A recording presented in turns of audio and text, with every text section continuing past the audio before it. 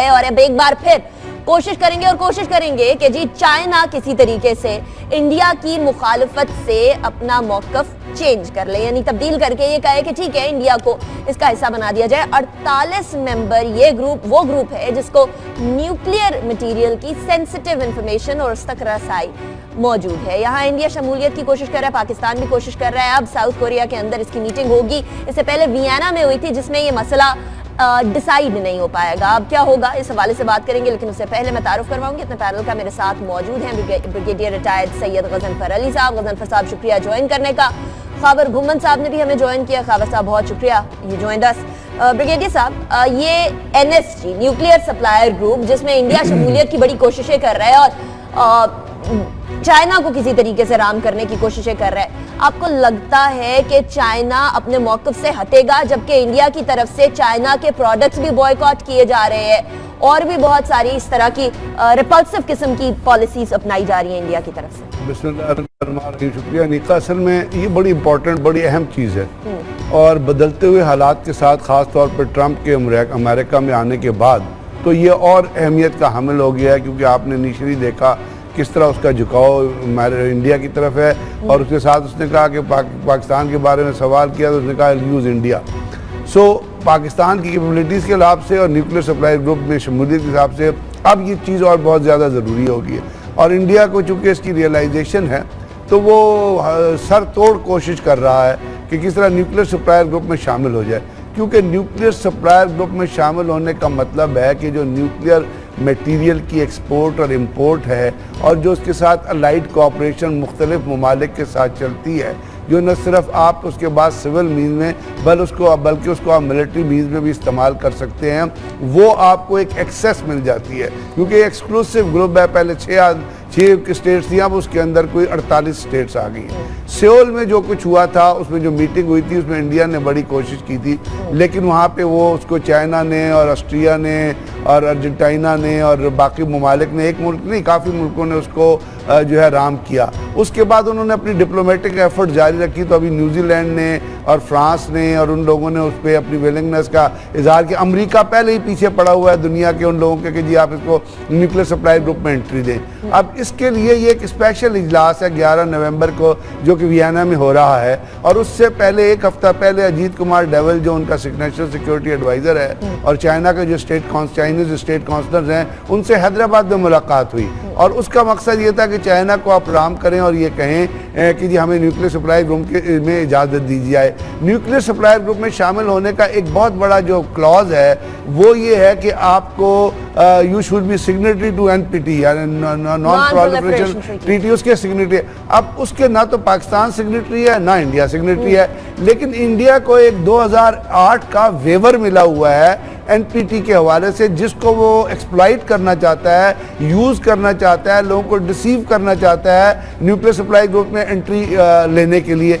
पाकिस्तान भी nuclear supply group में शामिल हो सकता है, क्योंकि पाकिस्तान की एक तो कैपेबिलिटी जो है वो मौजूद है। दूसरा एक चीज़ और बड़ी इंपॉर्टेंट दुनिया को देखने की ज़रूरत है, जो कि दुनिया नहीं देखती है, वो ये कि पाकिस्तान का जो न्यूक्लियर लीक्स या जो न्यूक्लियर सेफ्टी और न्यूक्लियर वेपन्स की जो सेफ्टी का रिकॉर्ड है वो इंडिया से बहुत हद तक बेहतर है। इंडिया के अंदर कोई 8 एक्सीडेंट्स हुए हैं, इंडिया के बहुत सारे लोग हैं जो बाहर जाके सेटल हो गए हैं। पाकिस्तान ने जो स्पेशल SPD जो बनाया है और जिस तरह आप कर रहे हैं उसमें सिर्फ पाकिस्तान में नहीं बल्कि अभी ये हार्वर्ड कैनेडी यूनिवर्सिटी हार्वर्ड का जो कैनेडी स्कूल है उसकी एक रिपोर्ट छपी है रिसेंटली जिसकी हेडिंग है प्रिवेंटिंग टेररिज्म।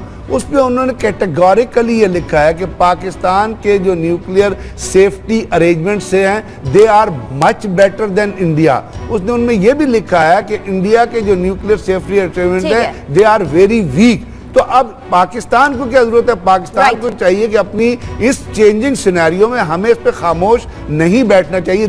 चाइना ने ये स्टेटमेंट दे दिया कि हमारा जो इंडिया के हिसाब से स्टांस है वही है जो पहले हमने मेंटेन किया। पाकिस्तान को अपनी डिप्लोमेटिक एफर्ट उस पे हम चाहते हैं कि चुप ना बैठे, अपनी एफर्ट्स को लेके आगे चलें और इंश्योर करें कि अगर इंडिया जाएगा तो पाकिस्तान भी। अब पाकिस्तान ने पहले भी सवाल उठा दिया था खावर साहब कि अगर इंडिया जाता है, स्पेशली नॉन प्रोलिफरेशन ट्रीटी के ऊपर साइन ना इंडिया ने किए ना पाकिस्तान ने किए, तो अगर एक मुल्क के लिए जो है रूल्स तब्दील किए जाते हैं, दूसरे मुल्क के लिए ऑटोमेटिकली फिर एक इक्वालिटी की बेसिस पर वो चीज बन जाती है। और जिस तरह गजनफर साहब ने भी कहा कि हमारी न्यूक्लियर सेफ्टी स्टैंडर्ड्स कई दर्जे बेहतर हैं इंडिया से, इसमें कोई डाउट की बात नहीं, कोई लीकेज हमारे यहाँ नहीं हुई, कोई ऐसी चीज नहीं हुई जिससे ऊपर सिक्योरिटी के सवालात उठाए जा सके। तो अगर इंडिया के लिए रूल तब्दील होता है तो फिर पाकिस्तान के लिए भी तो तब्दील होना चाहिए। अनिका, ब्रिगेडियर साहब ने अपनी जो स्टेट में अभी जो बात किया वो टुवर्ड्स द एंड उन्होंने जो असल इशू है उसको हाईलाइट कर दिया है। वो ये जो जंग लड़ी जा रही है, ये डिप्लोमेटिक फ्रंट पे जंग लड़ी जा रही है। आपकी जितना डिप्लोमेटिकली इसको इफेक्टिवली इस इशू को हाईलाइट करेंगे दुनिया के पूरी दुनिया के जो दारुल खिलाफे है वहाँ पे, तो उसका आपको अच्छा रिस्पॉन्स मिलेगा। अब होता क्या है कि पाकिस्तानी फॉरेन ऑफिस एस्टेब्लिशमेंट उस वक्त जागती है जब इनको पता चलता है कि इंडियंस ने तो अपनी ये न्यूक्लियर सप्लाई ग्रुप में मेंबरशिप लेने के लिए वो तो बहुत काम कर चुके हैं, और उसके बाद फिर ये पाकिस्तान के अंदर एक पैनिक बटन पुश किया जाता है। यहाँ पे जो 5 permanent members of national security council हैं उनके एम्बेसडर्स को बुलाया जाता है, उनके साथ अपने हदशात जाहिर किए जाते हैं कि अगर आप इंडियंस को देंगे तो हमारे यहाँ जो एक प्रेशर ऑलरेडी दुनिया की तरफ से आ रहा है कि जी इनके पास तो इतनी ज़्यादा इफेक्टिव न्यूक्लियर टेक्नोलॉजी है वो और बढ़ेगी, और हमारे इंटरनल जो प्रेशर बढ़ेगा कि हम जो एक न्यूक्लियर फ्री जो दुनिया की बात हो रही है तो हम उस पर इस पूरी दुनिया के साथ नहीं चल पाएंगे। इशू सारा आ जाता है कि क्या दुनिया को आप ये बावर करवाने में कितने कामयाब हैं कि पाकिस्तान और इंडिया जो है किस लेवल इक्वल फुटिंग पे खड़े हैं इस इशू के ऊपर या नहीं खड़े। इंडियंस ने, जिस तरह अभी बात हो रही थी कि इंडियंस ने पूरी दुनिया के अंदर, एक तो वो एक बहुत बड़ी मार्केट इकोनॉमी है, वो पूरी दुनिया को एक इन्वेस्टर्स को अपनी तरफ बुला रहे हैं और अपने आप को जब लेआउट करते हैं पूरी दुनिया जो बड़े बड़े ममालिक हैं कि हम आपको ये मार्केट दे रहे हैं और इसके बदले आप हमें ये चीज़ें दें। उसके साथ जो पाकिस्तान का इस टाइम रोल होना चाहिए, जो हमारे फॉरेन ऑफिस का रोल होना चाहिए, बदकिस्मती से वो जो अभी तक उसको इफेक्टिवली वो रोल प्ले नहीं कर सका, वो ये है वो इस साउथ एशिया रीजन के अंदर जो सिक्योरिटी के मामलात, अगर इंडिया को एनएसजी में शमूलियत दे दी जाती है और पाकिस्तान को नहीं दी जाती तो वो कितने मसाइल पैदा होंगे। Already flash point south Asia को कंसिडर किया जाता है, कश्मीर इज ऑलरेडी बॉइलिंग।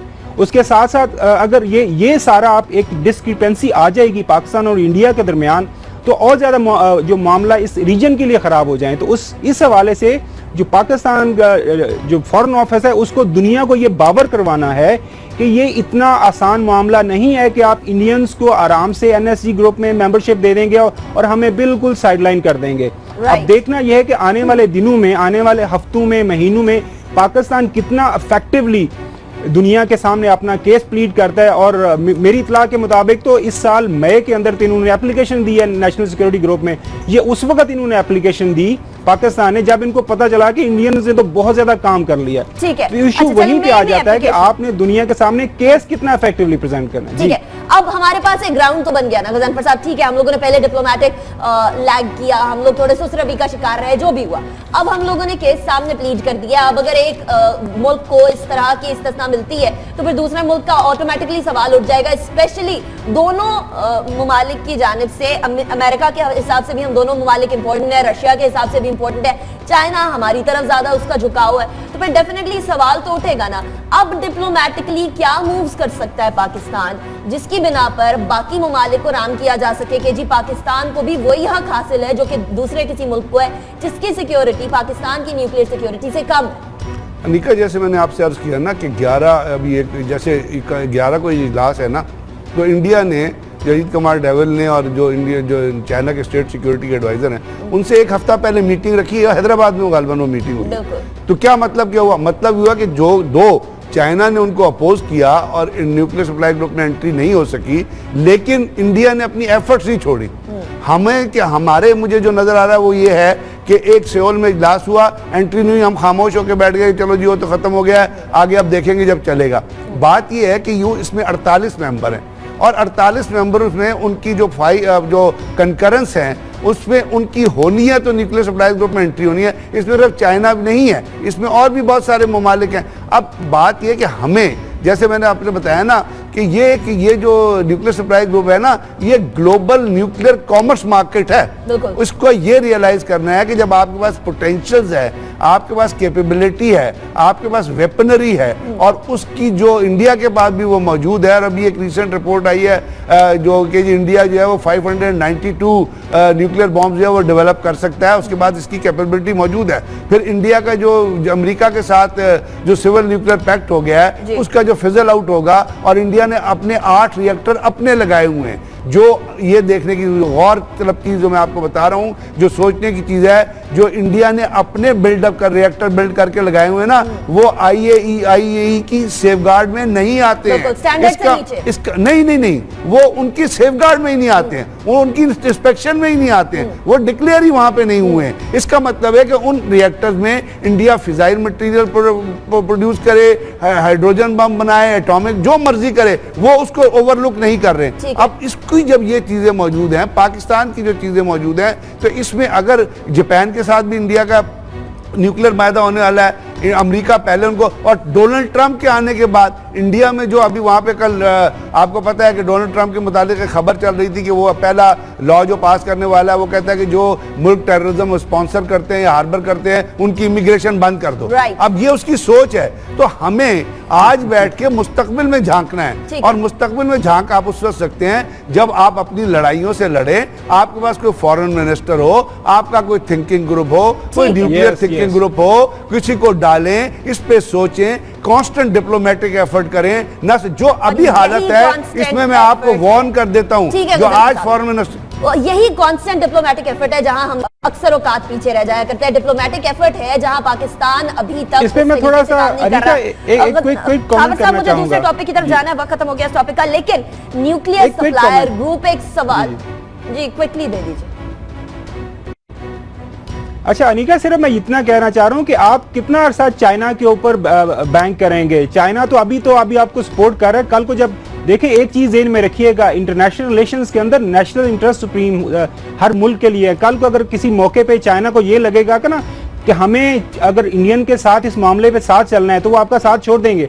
लिहाजा डिप्लोमेटिकली हमें खुद ही समझना। ब्रिगेडियर साहब बिल्कुल ठीक कह रहे हैं कि उसके लिए आपको फॉरेन मिनिस्टर चाहिए, यहाँ पे कुछ थिंक टैंक चाहिए, जो अनफॉर्चुनेटली नहीं है। जी ये पॉइंट ऑलरेडी कवर भी हो गया। लोगों को डेफिनेटली डिप्लोमेटिक लेवल पर ऑब्वियसली काम करने की जरूरत है, बिकॉज इट्स नॉट जस्ट कि ये डिफेंस का मसला है या न्यूक्लियर मटेरियल का मसला है या सेंसिटिव टेक्नोलॉजी का मसला है। ये मसला है बैलेंस ऑफ पावर का, इस खित्ते की बैलेंस ऑफ पावर का। और चाइना इस चीज को समझता है, अमेरिका इस चीज को समझेगा या नहीं समझेगा, ये हमारी डिप्लोमेटिक एफर्ट्स के ऊपर तमाम चीजें मुनहसर हैं। लेकिन डिप्लोमेटिक एफर्ट्स तब होंगी जबकि घर में जो है डिस्कॉर्ड नहीं होगा, जब घर में यकजहती होगी, यूनिटी होगी, सिविल मिलिट्री ताल्लुकात के ऊपर सवाल नहीं उठाया जाएगा, फीड नहीं की जाएगी खबर। लेकिन जब कर दी जाएगी तो उसके बाद फिर कमेटी बनेगी और उसके अंदर तमाम चीजें प्रॉपरली सामने आएंगी। लेकिन कमेटी का पहला इजलास हुआ जो कि मुतनाज़ा खबर